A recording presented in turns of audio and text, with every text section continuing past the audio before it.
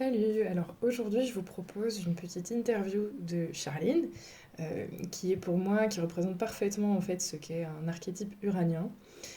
Alors l'idée, je vous invite en fait à écouter cet entretien que j'ai eu avec elle et d'essayer de deviner, d'essayer de prendre des notes, pourquoi pas essayer de deviner ses placements astrologiques, parce que du coup on ne parle pas du tout d'astrologie, on ne parle pas du tout de son thème, si ce n'est du fait qu'elle est très très uranienne. Donc voilà, je vous invite à essayer de deviner en quoi est-ce qu'elle est astrologiquement uranienne. Donc de découvrir cette personne passionnante au demeurant. Et puis voilà, qu'est-ce qui selon vous en fait qu'elle est uranienne ou pas. Qu'est-ce que vous entendez astrologiquement parlant quand vous l'écoutez.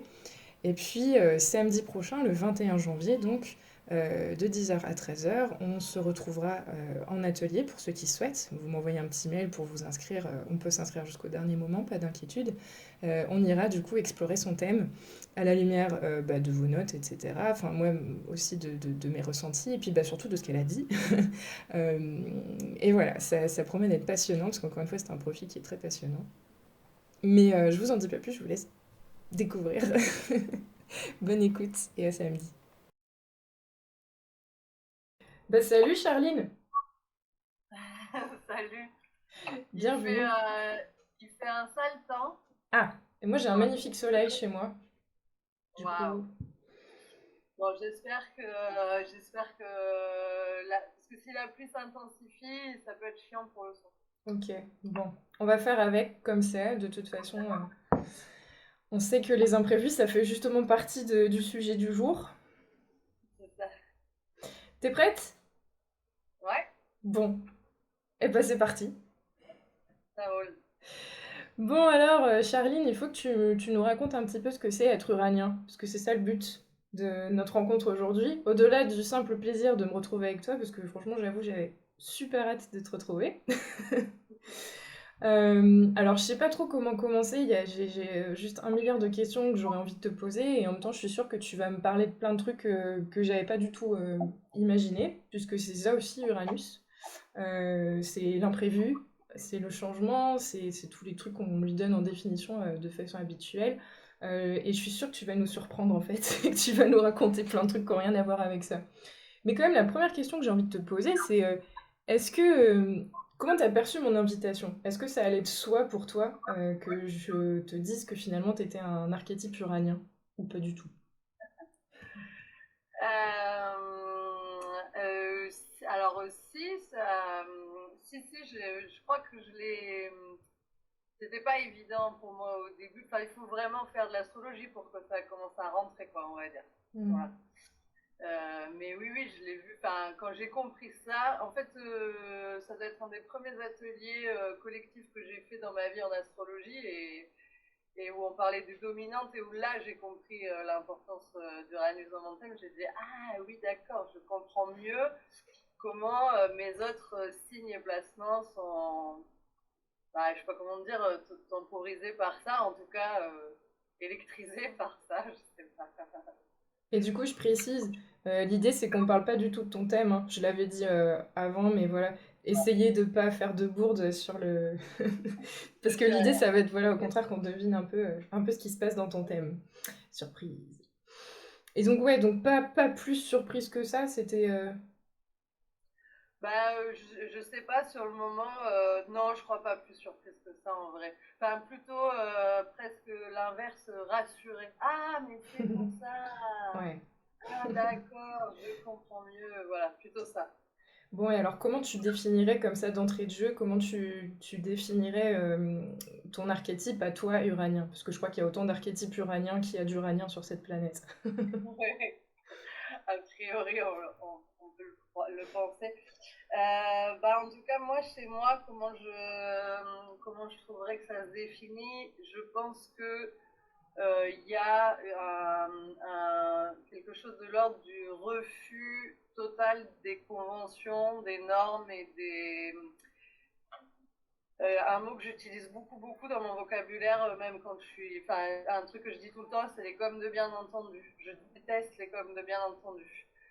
Les choses qui iraient de soi et qui, comme de bien entendu, si on est dans cette branche-là, par exemple professionnelle, on devrait aller vers ça ou on devrait Hmm. évoluer par ça.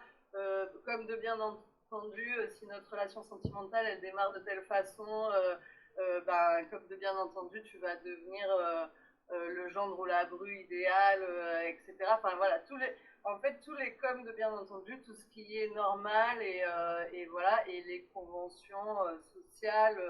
Alors bon, ça, je sais pas, c'est aussi que je viens d'une famille où, enfin, je viens d'une famille qui est très, je sais pas comment dire, qui se définit elle-même comme marginale. En fait, ma mère, c'est comme ça qu'elle nous disait quand on était gamin. Donc du coup, les conventions sociales, je les ai pas trop eues, il a fallu que je les apprenne. Mais quand je les ai appris, je me suis dit, mais qu'est-ce que... Voilà. Je vais essayer de pas dire trop de gros mots, par exemple, dans Tu cette peux. vidéo et d'utiliser trop d'argot, mais... Mais alors du coup, est-ce que tu dirais que du fait d'être, entre guillemets, né dans un environnement marginal, puisque c'était carrément le mot qu'utilisaient tes parents, est-ce que tu dirais que c'est cette marginalité qui a ensuite créé du rejet de ta part vis-à-vis de toutes les conventions et tout ça? Ou est-ce que c'était naturel? Enfin, tu vois, c'est quoi ton rapport au rejet? Et est-ce que toi aussi, tu as été rejeté du fait de cette marginalité ou pas du tout? Alors, je me suis posé la question du rejet. Euh, je sais pas. Moi, je me suis jamais sentie rejetée. Par contre, je sens que moi, je rejette des choses très fort. Moi, je rejette beaucoup de choses que la société veut m'imposer. Ça, je le rejette très fort. Et donc, je sais pas, j'ai parfois traversé des phases de ma vie où effectivement je me sentais peut-être... je me suis jamais sentie isolée ou seule parce que j'ai toujours été vachement entourée, mais où je sentais que peut-être j'avais un peu moins de marge de manœuvre, je ne saurais pas exactement comment l'expliquer, mais je sentais que ça venait de cette auto-éjection. C'est-à-dire que moi, il y a des choses que je refuse depuis très jeune, depuis tout le temps. Et donc, du coup, bah oui, il y a des trucs auxquels j'ai pas accès et j'ai peut-être un peu moins de marge de manœuvre à certains moments. Voilà plutôt comment je le sens. À l'âge que j'ai aujourd'hui, c'est plutôt c'est un peu, il y a toujours beaucoup de choix et beaucoup de, je sais pas comment dire. En tout cas, je vois, mon parcours est très lisible, c'est très compréhensif le parcours que j'ai fait, même si je l'ai pas calculé, enfin vraiment pas du tout. Je vois très bien que j'en suis là où je devais en être, mais du coup, effectivement, maintenant les stratégies, c'est vraiment de faire face aux institutions par rapport à des choses que je ne peux pas faire et que je ne ferai jamais en fait. Et donc du coup, je ne sais pas si c'est ça la question du rejet, mais en tout cas, il y a des choses auxquelles je ne peux pas adhérer, que je ne peux pas faire en fait. Mais quand je dis je peux pas, il y a des trucs que je peux pas par conviction, mais il y a des trucs que je peux pas parce que je suis pas constituée pour, c'est pas possible. Mais du coup, il y a quand même la notion de... Tu essayes malgré tout et tu constates que tu ne peux pas t'insérer dans certaines institutions, par exemple. Ou... Alors j'essaye. Il y a des trucs on n'a pas le choix. Enfin voilà, pour survivre, voilà, il faut bien aller au travail et l'institution de travail est vraiment l'institution qui me pose le plus problème. Il y a des trucs sur lesquels j'ai rien essayé du tout. Une autre institution qui m'ennuie, c'est la famille justement. Bon bah ça j'ai pas, en tout cas je l'ai pas, j'ai pas essayé de manière classique, on va dire, du côté famille nucléaire. Euh, mais par contre, dans la notion d'essayer, c'est sûr et certain. Euh, Par exemple, bon, moi je viens d'un endroit très rural dans lequel on est interne dès la sixième. Donc c'est très tôt, très jeune, on est un peu des caminos là. Je me rappelle que je savais pas faire mon lit. Dans ma chambre d'internat, il y avait une copine, du coup, qui est devenue une copine, mais je la connaissais pas, qui est venue avec sa mère et sa maman avec qu'un bras. Et en 2 temps, 3 mouvements, sa mère avait fait le lit de cette copine et moi j'étais toujours là avec mes 2 bras et mes draps, je ne savais pas comment faire, je me rappelle fort de ça. Bref, du coup, on rentre à l'internat assez tôt et là, on prend conscience plus qu'à n'importe quel autre endroit de sa singularité, de sa spécificité.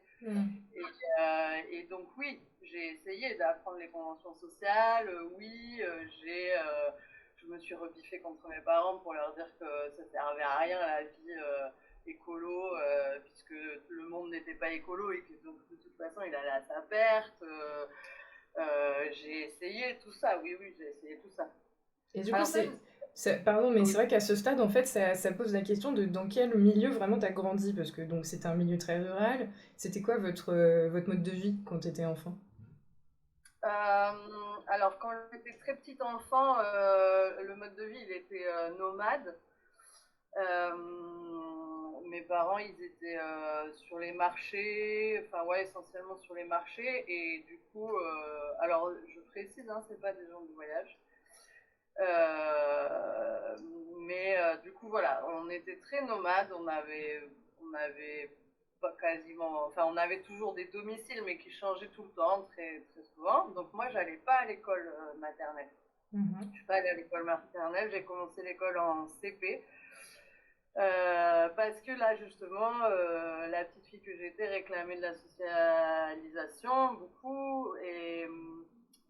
Et en fait, avec ce mode de vie, ils avaient du mal à avoir un lieu où je pouvais voir des gamins beaucoup Ouais, ouais. souvent. Donc, ils se sont installés à un moment donné, quand j'avais 5-6 ans, ils se sont installés dans un endroit dans lequel ils vivent toujours. Donc ils y ont pris racine et du coup là on a grandi, donc c'est un endroit extrêmement rural, enfin je veux dire la première ville elle est à 50 minutes de voiture, donc on fait les courses une fois par mois, on vit voilà dans notre Mm. coin. Ce qui fait que quand t'es ado, je sais pas moi, quand t'es ado et que tu commences à bricoler, ça c'est vraiment, je sais pas, si t'as oublié sur ta liste une boîte de vis, bah voilà, ton bricolage il s'arrête là quoi. Parce que tu vas pas aller faire. Voilà. Et après, ceci dit, moi j'ai eu une très grande liberté. Mes parents m'ont jamais rien interdit, quoi. Bon, en même temps, on était au milieu de rien. Et par exemple, ils m'ont offert une mobilette à 13 ans. J'ai commencé à rouler en mobilette à 13 ans au lieu de 14 ans parce qu'ils en avaient marre de me trimballer, tout simplement. Mm. J'ai eu un cheval aussi, j'étais cavalière, je montais beaucoup à cheval et du coup j'ai eu un cheval, j'ai eu la chance d'avoir un cheval petit et du coup bah, c'est pareil, du coup ça a été beaucoup de liberté parce que je pouvais me barrer à cheval, voir mes copains dans les autres vallées, etc. Et voilà, et après mes parents ont vraiment pas de rond, vraiment pas quoi. Mais je sais pas comment dire, c'est des gens qui ont toujours était très politisé, c'est très politisé à la maison, ils bouquinent beaucoup, ils ont toujours réussi à avoir accès à, je sais pas, une certaine forme de médias en fait, et du coup mes parents vraiment c'est des écolos de la première heure, Mhm. vraiment des pacifistes, enfin anti-militaristes quoi. Enfin, souvent quand je présente mes parents j'ai l'habitude de dire un peu anti-tout quoi. Antimilitariste, anticapitaliste, voilà, et donc ils ont essayé de, enfin ils essayent toujours d'ailleurs, enfin, et puis ils font plus qu'essayer, ils y arrivent pas mal, d'intégrer en fait un mode de vie extrêmement écolo. Mm. Leur mode de vie à eux est extrêmement écolo, quoi. Vraiment très très, enfin je veux dire ils font leur jardin. Leur compost, etc. Ils sont devenus super forts là-dedans. Ma mère, elle arrive à faire mûrir des tomates à des altitudes où normalement il n'y a pas de tomates. Et voilà, ils arrivent à faire. Voilà, à- alors là, ils sont vieillissants. Hein, j'avoue que je m'inquiète un peu pour eux, mais j'habite pas à côté de chez eux. Quoi. Ok. Et du coup, quand tu dis tout ça, c'est vrai que souvent, quand on lit un peu dans l'astrologie traditionnelle, un des termes qui est mis en lien avec Uranus, le Verseau, c'est le terme avant-gardiste. Et est-ce que tu crois que du coup, c'est un petit peu dans ce milieu-là que tu as baigné? Est-ce que tu pourrais qualifier tes parents d'avant-gardistes? Et est-ce que toi, tu as hérité un peu de ce côté-là? Qu'est-ce que t'en dirais? Bah, c'est sûr que sur la question écologiste, on peut dire que c'est des avant-gardistes, c'est sûr. Après, moi, j'ai toujours l'impression que on est à côté en fait. Enfin, c'est-à-dire que pour moi, l'avant-garde, ça veut dire que derrière, il y a une On est en garde train en fait. d'avant, ouais. Et moi, j'ai pas la sensation de ça. Moi, j'ai la sensation qu'on est à côté en fait. Et que on est ni avant ni après, on est juste à côté. Et alors, à des moments, il y a la masse qui s'intéresse à des sujets qui rejoignent l'endroit où on est, quoi. Mais bon, je sais pas si on est avant ou après, quoi. Et du coup, est-ce que tu crois qu'on pourrait dire que nous, les Uraniens, on est, on vient d'une espèce d'autre planète? Est-ce que ça t'est déjà arrivé de ressentir ça? Parce que moi, quand j'étais petite, je me sentais vraiment extraterrestre. Est-ce que ça a été ton cas? Alors, je pense pas. Enfin, moi, j'ai pas eu ce sentiment-là, mais je pense que c'est lié au fait d'être dans une famille marginale qui l'assume de cette façon-là, dans un milieu ultra-rural qui est pétri. Enfin, c'est-à-dire que toutes mes copines avaient des familles et des modes de vie incroyables, en fait, dans l'endroit où j'habitais. Donc, bon, ben, du coup, on était tous et toutes un peu des extraterrestres. Et c'est plutôt très longtemps, enfin finalement c'est quand j'ai fait mes études supérieures après le bac où je suis sortie en fait de ma campagne, enfin, j'exagère parce qu'évidemment je suis sortie de ma campagne, mais où là vraiment je suis allée me confronter à ailleurs, à habiter toute seule dans un autre endroit, etc. Que petit à petit j'ai compris que l'endroit dans lequel j'étais c'était une autre planète par rapport à la planète France. Voilà. Mais du coup, c'est presque plus large que mes parents, c'est carrément tout l'environnement. Ok, c'est génial. Et alors j'ai plein de questions où tu vois, quand je t'écoute, je me dis, il faut que je lui demande ça, il faut que je lui demande ça, j'ai envie de savoir ça. Mais là, le premier truc que je vais te demander, c'est la notion d'amitié. On en avait déjà un petit peu parlé par mail l'année dernière.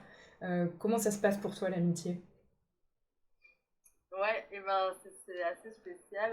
Alors, c'est marrant parce que j'en parlais encore hier soir avec des copains. Moi, j'ai des amitiés très fortes, très sûres et très longues.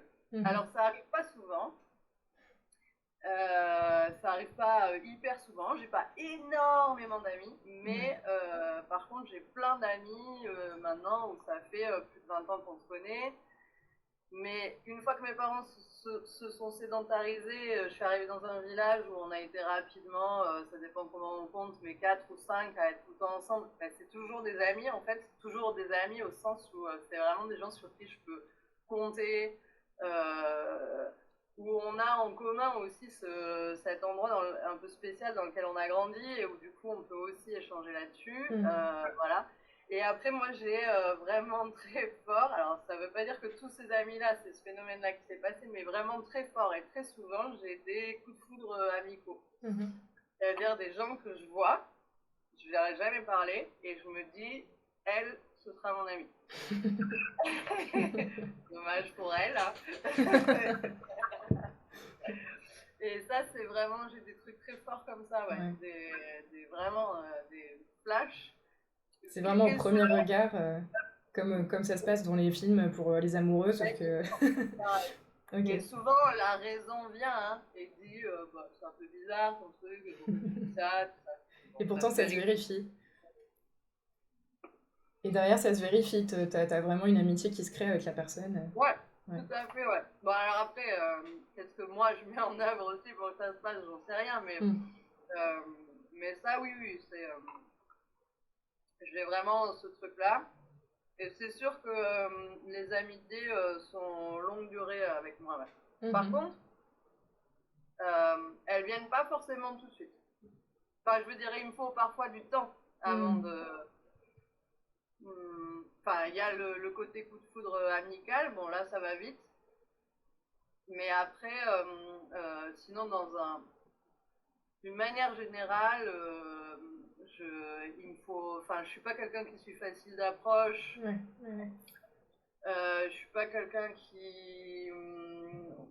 Je sais pas, les gens viennent pas spontanément.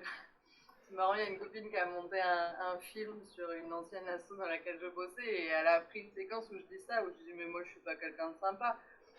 Dans le sens où je suis pas quelqu'un, ouais voilà, où on va se dire ah elle est trop sympa, on va aller faire des blagues avec elle, quoi. C'est sûr que j'ai pas ce mode-là de relation. Et moi-même, je mets du temps quand même avant de poser ma confiance, je pense. Et tu dirais que c'est plutôt toi, du coup, qui choisis tes amis que les gens qui vont te choisir. Ouais. Il y a une forme de Bah, maîtrise, hein, finalement, autour de la notion ça, c'est d'amitié. sûr, C'est toi qui décides. tout à fait. Et du coup, quand tu les choisis, ces amis, après, ça empêche ou... Enfin, comment dire, est-ce qu'il peut y avoir des relations fusionnelles, quand même? Énormément, oui, oui. Ouais, Oui. Moi, je suis quelqu'un qui, par contre, j'ai besoin d'intensité, ça c'est sûr, ouais, dans la relation. Du coup, en général, je lâche pas l'affaire, mm, on va vivre un moment, enfin voilà, c'est un peu ça, quoi. C'est d'un seul coup, ça va être très fort. Alors évidemment, de façon et de manière différente, mais oui, oui, en général, c'est très intense, ouais. mm. Et alors, après, la question qui me vient spontanément, enfin, j'en ai plein encore une fois, mais souvent ce que je dis pour essayer de définir Uranus et l'archétype uranien, c'est que pour Uranus, en fait, le tout va dépasser l'individu. Alors, comment t'expliquerais, tu vois, parce que c'est quelque chose que je vis aussi, ce décalage, en fait, entre à la fois on fait effectivement passer le collectif avant l'individuel, et pourtant dans nos amitiés, on peut être extrêmement fusionnel. Tu vois, il y a il y a quelque chose qui est assez ouais, contradictoire, enfin paradoxal. Comment tu le vis, comment tu le vois toi? Alors, je sais pas trop si c'est paradoxal, mais en tout cas, moi, j'ai vraiment ce truc je sais pas comment dire, pour faire avancer mes envies, mes projets, mes délires et tout ça, j'ai toujours besoin d'être avec quelqu'un. Au Mm. minimum une personne, voire peut-être plus. Et qu'en fait, c'est ça qui se passe dans ces amitiés-là, en fait. C'est que l'idée, c'est de se dire, la vie, elle est là pour proposer une expérience, donc il faut la vivre à fond. Bah, t'as croisé mon chemin à ce moment-là, bah, vivons cette expérience-là ensemble, Mm. avec ce que ça amène. Mais en général, l'expérience, elle est pas, elle est, ben, c'est soit un projet, soit elle est tournée vers quelque chose, une réalisation, un truc. Mm. C'est sûr que la plupart du temps, elle donne lieu à quelque chose d'autre, quoi. Une sorte de faire ensemble alors? Ouais, voilà, c'est ça. La plupart du temps, c'est ça, hein, la plupart du temps, quoi. Mhm. Bref. Et où, soit c'est du faire ensemble, parce que je réfléchis à plein de modes d'amitié, parce que j'ai aussi, en fait, plein de genres d'amitié différentes aussi. Mais c'est aussi, si c'est pas faire ensemble, si c'est une relation dans laquelle on est vraiment, je sais pas comment dire, dans la confidence de qui on est et la recherche et l'exploration de qui on est, en général, c'est cette relation-là qui va nous donner la force d'aller vers d'autres groupes ou d'autres Mm. expériences. Enfin, il y a quelque chose de cet ordre-là. Euh, quelque chose de cet ordre-là, ouais. Mm. Mhm.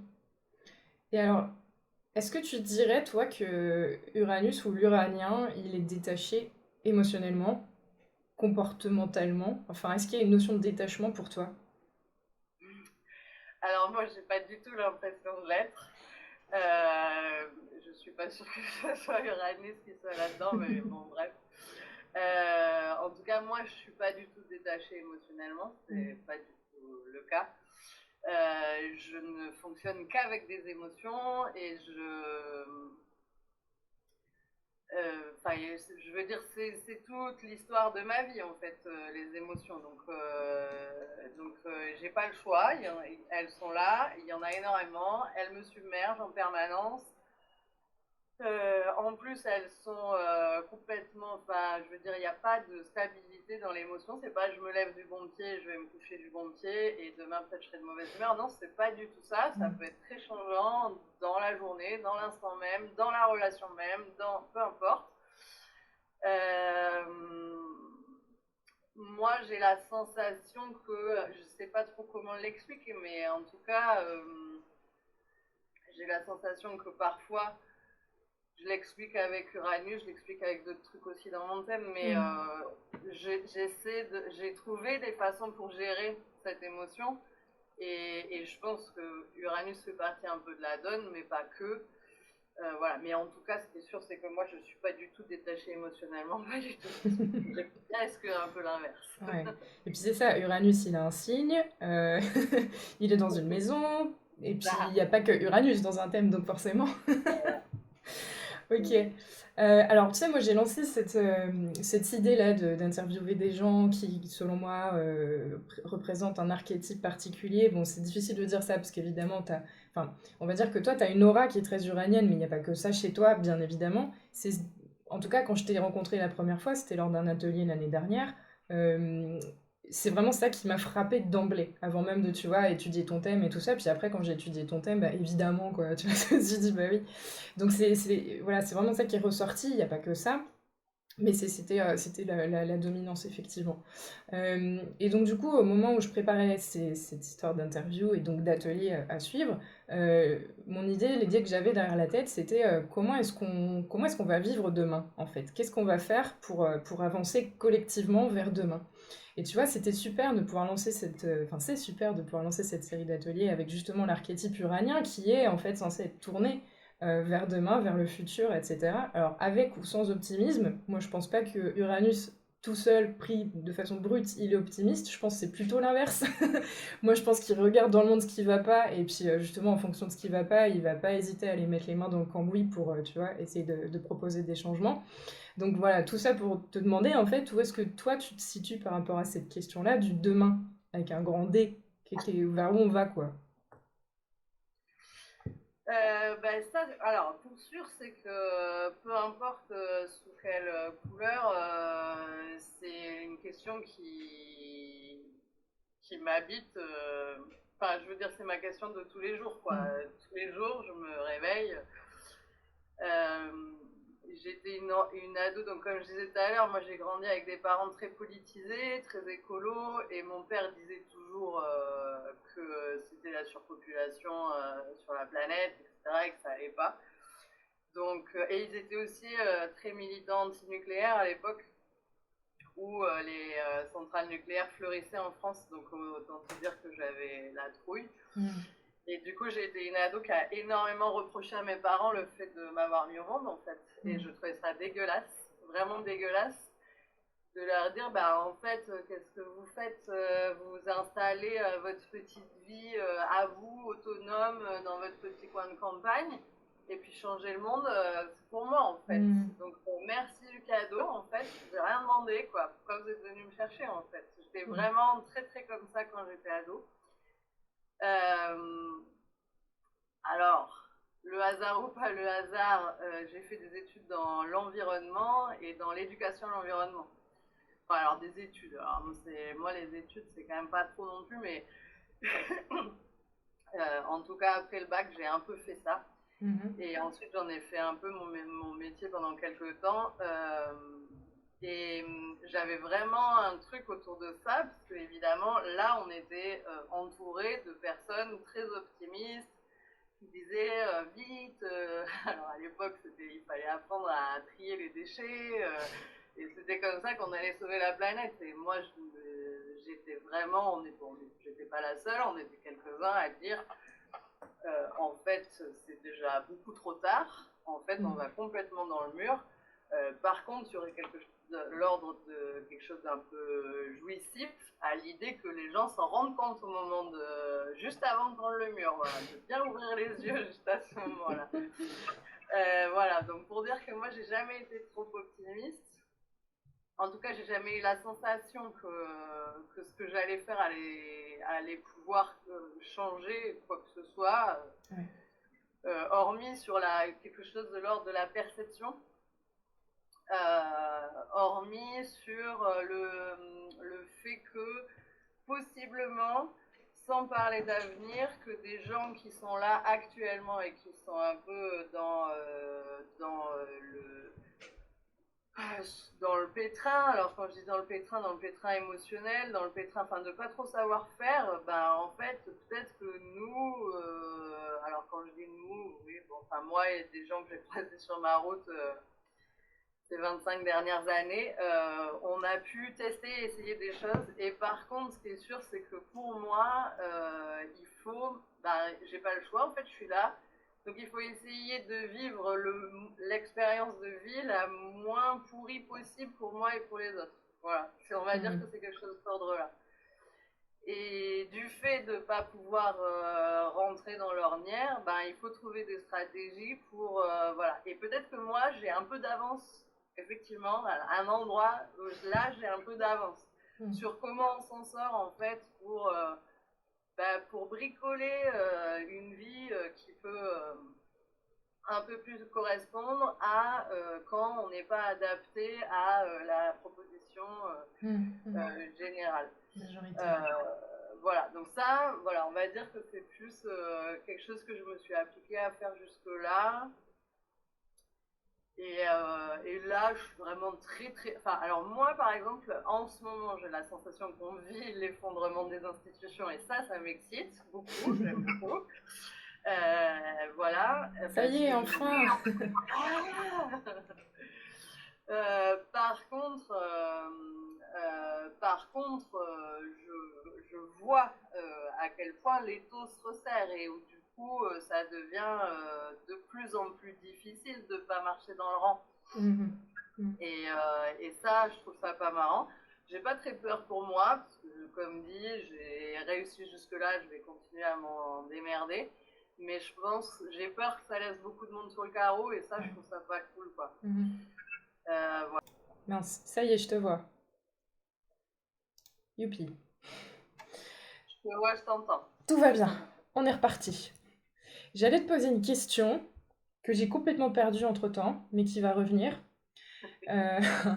Comment... Ouais, si, c'est un truc comme ça. Mais je l'avais bien tourné dans ma tête et tout, et là, je l'ai perdu, du coup.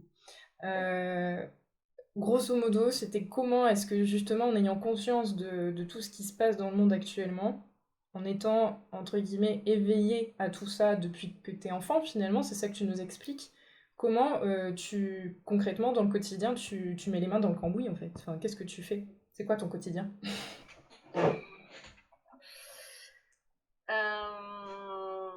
C'est quoi mon quotidien?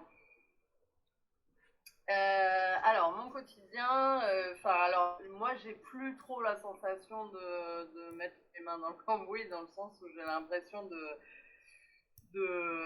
d'essayer de me ménager un espace de sécurité pour moi, et en me disant que peut-être à un moment donné, ça pourra accueillir un peu les chiens de la casse dont je parlais tout à l'heure, c'est quoi, les personnes qui vont souffrir beaucoup de ce qui arrive à mon avis. Mais qu'est-ce qui se passe? En fait, moi, j'ai tout de suite, très vite, cherché à être autonome. Et donc, du coup, je pense que ça influe aussi sur les choix de vie. C'est-à-dire de... Alors, quand je dis autonome, je cherche pas à être... c'est quoi ce mot? En autarcie. Pour moi, être autonome et en autarcie, c'est deux choses différentes, et je cherche pas du tout l'autarcie, ça m'intéresse pas, vivre pour moi, au milieu de moi-même, par des trucs, c'est pas du tout mon truc. De toute façon, je suis pas... Enfin, je sais pas comment dire, quand on est anti-travail, on est anti-production, hein, anti-productivité aussi, tu vois. Bon, bref, bon, j'exagère, je fais des blagues à la con.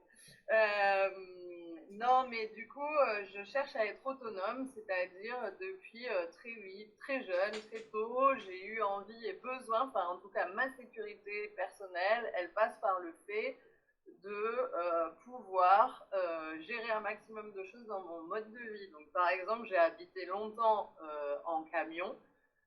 Du coup, j'ai appris à faire la mécanique moi-même, quoi. Et ça, oui, la vidange et changer les plaquettes, ça j'avais appris depuis un moment, mais du coup, à faire la grosse mécanique moi-même. Et puis bon, du coup, j'ai continué, puisque vivant dans les milieux ruraux, on a toujours en fait une voiture ou un fourgon à entretenir. Donc voilà, mais du coup, d'une manière générale, en fait, alors c'est un peu, je trouve, à double tranchant, c'est-à-dire qu'à la fois j'ai appris les savoir-faire qui me permettaient d'être autonome dans mon mode de vie, et à la fois j'ai choisi aussi des modes de vie euh, dans lesquels je pouvais maîtriser, tu vois ce que je veux dire, voilà. Enfin, voilà, j'ai fait aussi des choix qui sont que je suis en maîtrise. Donc là, actuellement, les derniers savoir-faire que j'ai appris, quoi, c'est beaucoup autour de la forêt et du bûcheronnage ces derniers temps. Et alors, parce que je vis dans un endroit boisé, parce que il y a tout un tas de choses à savoir sur. Bon, alors comme je dis, j'ai fait des études dans l'environnement, donc j'ai. Bon, et du coup, oui, je disais, j'ai fait des études dans l'environnement, enfin des études. J'ai pas fait des études, hein, j'ai fait un BTS que je suis jamais allée au bout. Mais en gros, entre ça, plus l'endroit où j'ai grandi, ce que mes parents m'ont apporté, etc., j'ai des bonnes bases naturalistes en termes de connaissances de la nature, quoi, mais aussi des grosses bases en droit de l'environnement, quoi.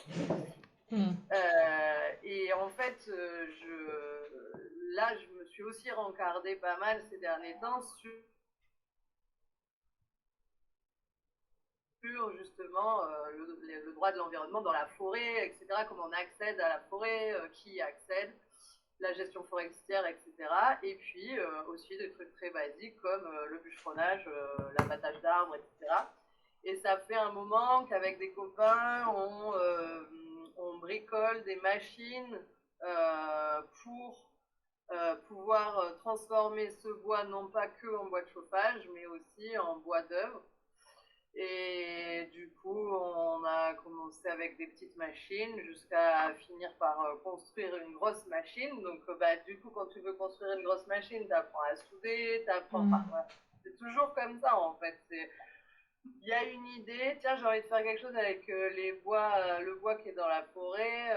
En fait, on pourrait construire un truc. Bon, pour aller là-bas. Ce qui fait que du coup, ça fait des projets qui durent 1000 ans, quoi.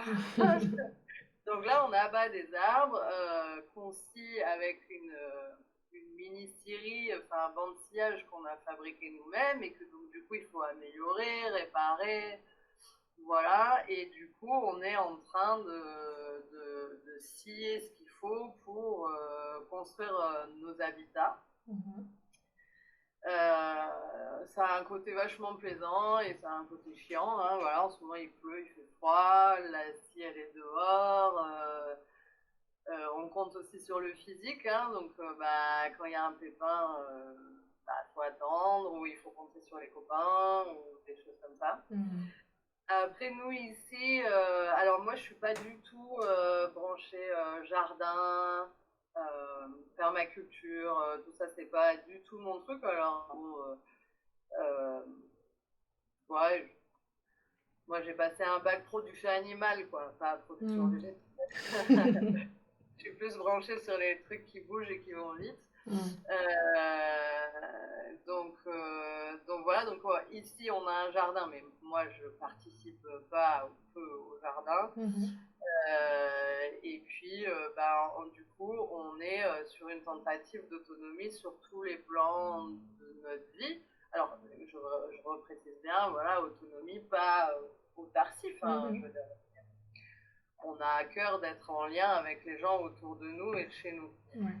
Et voilà. Et après, on triture beaucoup, beaucoup d'idées politiques et d'idées sociologiques. Et on est beaucoup à refaire le monde et à passer du temps à ça aussi.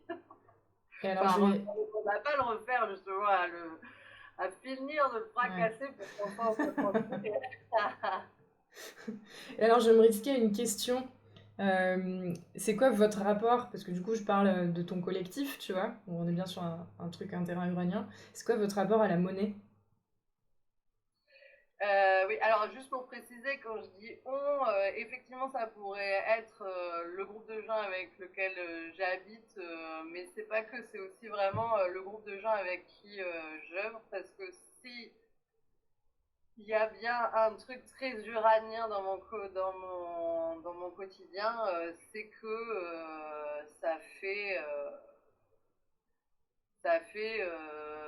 ça fait plus de 10 ans maintenant que, effectivement, enfin, je sais pas comment dire, je n'habite, je n'œuvre, j'ose pas dire travail parce que c'est pas vraiment ce que je fais, mais en tout cas, on est toujours sur des collectifs à échelle différente, quoi. Et sans forcément que ce soit un collectif estampillé collectif avec des fonctionnements. Parce que ça aussi, il y a des comme de bien entendu, voilà. Je comprends. Est-ce qu'on peut parler de réseau, alors peut-être, ou quel mot on pourrait mettre? Non, mais moi ça me va si c'est collectif, parce que c'est collectif, on est plusieurs, mais juste de bien faire gaffe au fait qu'on n'est pas toujours empreint dans une enfermé entité dans géographique ou une entité. Je veux dire, on peut faire partie d'un collectif et être politisé différemment. Il n'y a pas de cadre, en fait, de carcan serré qui vous... Voilà. Vous n'êtes pas des sardines dans une boîte estampillée, quelque chose, quoi.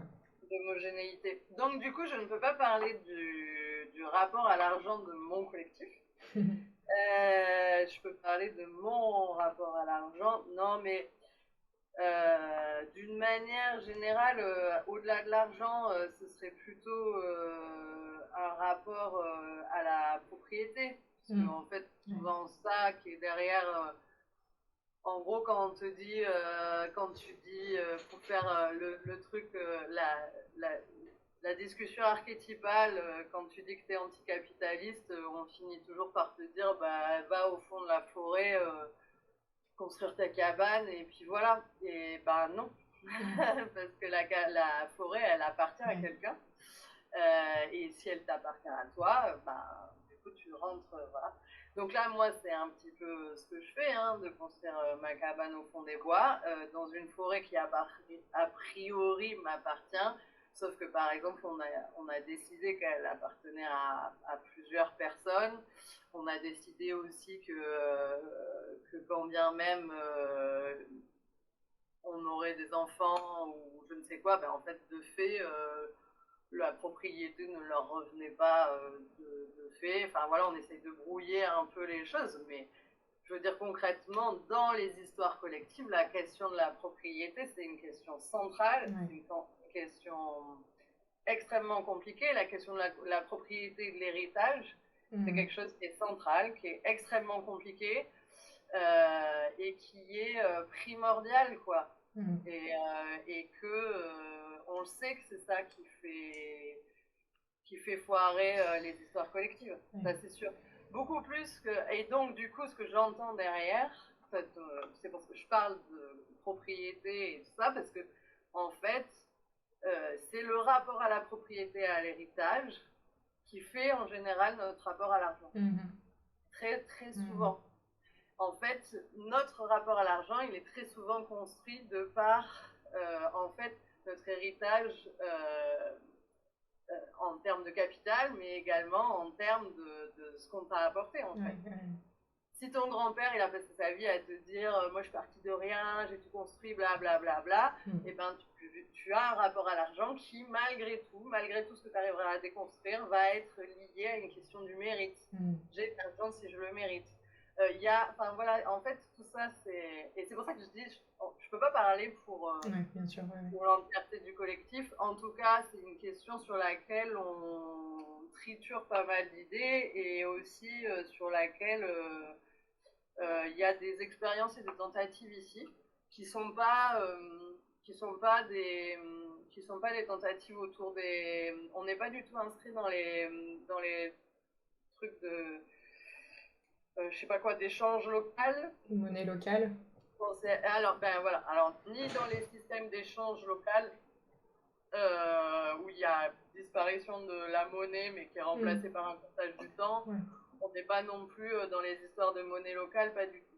Mais du coup, il y a des tentatives en fait de réflexion autour de la mise en commun, la solidarité entre personnes, enfin la solidarité entre personnes, et il y a aussi au niveau entre structure ou association en fait, puisque bah, du coup comme tout le monde bidouille son association pour réussir à créer son emploi dans le monde rural, en fait si ces structures-là elles se cassent la gueule, donc voilà, du coup d'essayer de réfléchir ces choses-là, d'autant plus que bah, actuellement ça devient un peu venimeux du côté de l'État, des institutions et des collectivités qui quand même jusqu'à présent même si ça est devenu de plus en plus dur, continuer de subventionner les associations, maintenant ça commence à être un peu dur. Ouais, ouais. Et alors, il y a une question qui me vient, qui n'a rien à voir, mais qui est un sujet qu'on n'a pas du tout abordé, et ça m'est tombé dessus comme ça d'un coup, c'est comment tu t'expliques l'astrologie, toi? Comment tu... Ouais, c'est quoi ton rapport à l'astrologie? Parce que finalement, c'est un peu ça qu'il y a derrière, même si on n'en parle pas. Pourquoi ça marche, entre guillemets, ou d'ailleurs, est-ce que ça marche? Enfin... Et ben, alors, pour moi, c'est un peu, ouais. Il y a beaucoup de choses qui fonctionnent comme ça pour moi, c'est-à-dire que, je sais pas comment dire. Je vais y arriver, je fais un petit brouillon. Alors, je sais pas, par exemple, quand j'en parle, les gens, surtout quand c'est des gens qui me connaissent par des milieux très politisés et qu'ils apprennent que je fais de l'astrologie, ça les surprend vachement. Et très souvent, la question c'est ah bon, mais tu crois à ça, toi et j'avoue que, en tout cas jusqu'à présent, je me suis dit tiens, mais est-ce que j'y crois en fait? Est-ce que c'est une question de croyance? Et très souvent, je suis pas vraiment sûre que c'est une question de croyance. J'ai pas encore tout démêlé de l'astrologie et de mon rapport à ça, mais en tout cas, alors, ce qui est sûr et certain, c'est que moi, je ne crois pas une seconde, que les astres aient une quelconque influence sur moi en direct, etc. Je crois pas que Pluton, qui est, on peut même pas le voir à l'œil nu, ouais, non, mais... je crois vraiment pas du tout à ça. C'est vrai que ça paraît absurde dit comme ça. Hein. Voilà, donc je crois pas. Donc du coup, de fait, je ne cherche pas à prouver quoi que ce soit ou à ce que l'astrologie soit prouvée ou je ne sais quoi. Enfin, ça m'intéresse pas du tout ces débats-là. D'ailleurs, j'étais très déçue, petite parenthèse, par la série documentaire, le LSD sur France Culture sur le sujet de l'astrologie, parce qu'en fait, ils démarrent en disant qu'ils vont pas le faire, mais en fait, pendant tous les 4 épisodes, ils essayent de générer quelque chose entre l'astrologie et la science. Enfin, c'est un peu triste. Donc voilà, par contre, moi je trouve que c'est ce qui est passionnant dans l'astrologie, c'est que c'est une pratique qui, ne sert à rien, entre guillemets, puisqu'elle n'est pas productive. Elle sert pas à gagner plus d'argent, elle sert pas à aller plus vite au travail, elle sert pas à voilà, et qui se transmet depuis je ne sais pas combien de milliers d'années entre humains, quoi. Et ça, je trouve ça passionnant, et je trouve ça passionnant d'être au milieu de cette transmission. Une pratique humaine qui se transmet et qui sert à rien. Voilà, qui sert à rien. Qui sert, évidemment qu'elle sert, mais elle ne sert pas à des choses.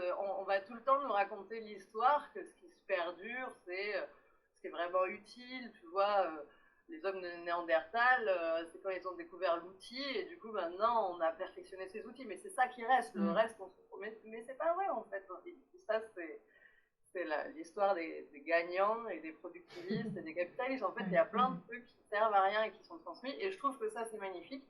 Et du coup, je crois pas à l'influence des astres sur ma petite vie, mais par contre, je crois au fait que, depuis des millénaires, les humains regardent et ont intégré quelque chose de l'ordre des cycles, et que bah, ce qui est passionnant, c'est que en fait, ça n'est pas figé, arrêté. Alors déjà, personnellement, tu pourras jamais, enfin, tu peux ne jamais t'arrêter d'apprendre en fait en astrologie. Et collectivement, on va continuer d'éterrer, rafraîchir, aller plus loin, reconnaître. Enfin voilà, c'est magique. Et du coup, est-ce que tu dirais, en ce sens, ce sera peut-être le mot de la fin, je sais pas, que l'astrologie c'est une discipline uranienne? Ah, Je sais pas. Je sais pas parce que je trouve qu'il y a je trouve qu'il y a non, je trouve que non, je lui mettrais pas que je la enfin ou en tout cas ça pourrait pas être que Uranus. Je la Parce vois qu'Uranus peut pas dans être tout seul de toute façon. et voilà. Et non non, je la vois enfin je trouve qu'elle a des elle va mobiliser, je trouve, beaucoup de facettes dans beaucoup de planètes et, ou d'archétypes, quoi. Ben, merci beaucoup. Je pense qu'on va Et ben, s'arrêter là, même si ouais. franchement on pourrait t'écouter toute la journée, tellement moi je trouve ça passionnant en tout cas. Et puis voilà, je pense qu'on a bien démontré. Enfin, je voulais vraiment essayer de démontrer en fait cet effet que ça m'a fait quand je t'ai rencontré la première fois, de me prendre un soufflet uranien dans la tronche. Et là, j'espère voilà, que c'est ce qu'on a réussi à démontrer, mais enfin, j'en ai aucun doute. Donc là, l'idée, en fait, la suite, ça va être que les gens essayent de deviner quelles sont tes dominantes et quel est ton thème finalement, et où est-ce que, enfin, qu'est-ce qui fait dans ton thème que tu es uranienne, puisque ça se vérifie effectivement dans ton thème, que je n'ai pas regardé depuis, je sais pas quand est-ce qu'on s'était Ok. croisés l'année dernière, mais tu vois, alors j'ai quelques souvenirs hein, voilà un peu les positionnements. Il y a des trucs, on s'attend pas du tout à les trouver. Et même en même temps, tu vois, en le sachant maintenant, quand on t'entend parler, on te dit oui, mais en même temps, voilà, il y a tel placement qui fait que c'est peut-être un petit peu plus compliqué que ce qu'on pourrait imaginer comme ça quand on la rencontre. C'est pas une caricature, quoi. Hein, t'es pas une caricature d'Uranus non plus. Ouais, Mais ouais. voilà, ça va être intéressant ce week-end-là qu'on travaille ton thème à la lumière de tout ce que tu nous as raconté. En tout cas, c'était passionnant, donc merci. Merci beaucoup de t'être bah, prêté au jeu. Et puis voilà, j'ai hâte de voir moi ce qui va en ressortir. Ouais, ouais, trop bien. Bah, moi aussi, j'ai hâte. C'est trop bien comme expérience et comme. Enfin, c'est trop bien comme exercice. C'est rigolo. Donc, oui, oui, j'ai hâte. Je suis un peu déçue de ne pas pouvoir être là pendant l'atelier, mais bon, bah, voilà, Je ça te fait partie. l'enverrai.